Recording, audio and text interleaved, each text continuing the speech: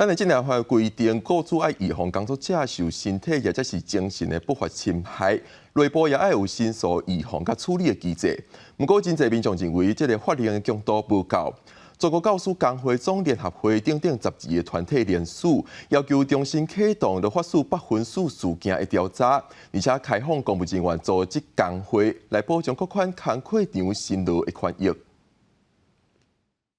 去年底，上千个企业工会成员劳工伫高雄大游行，提出开放消防员组工会这诉求，但是法令敢若是未符对着现实的需求。劳动部下8分数的公务员，疑似互中国霸凌，想袂开自杀。工课场的霸凌真受关注，但是真侪民众嘛拢讲，霸凌定发生伫顶管队下骹，就算公司有申诉的管道嘛，未感觉有效。申诉这种事情没有什么太大的用处，我觉得在台湾任何地方都一样，因为。就以这个案例来讲的话，他今天是被上级去骚扰、去霸凌，那我申诉上去也是上级。跟同事一起讨论说，就是你觉得这种事情我们要不要去，就是申报还是什么之类的？但最后一定不会是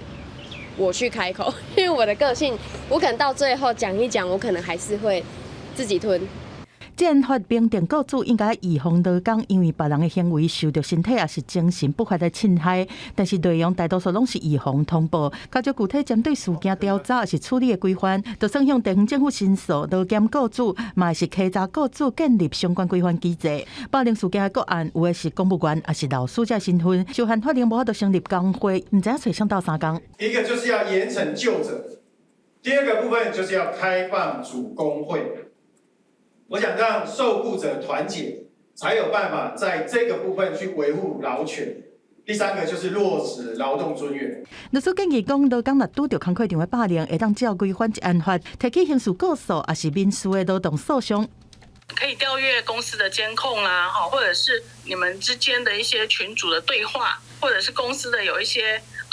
录音的录影的资料，这些都可以来主张。能够保存的资料当然是越久越好。嘛建议第一笔申诉结果若无满意，会当向劳动主管机关来提起再申诉和行政诉讼，又无共管道捍卫权益。记者综合报道。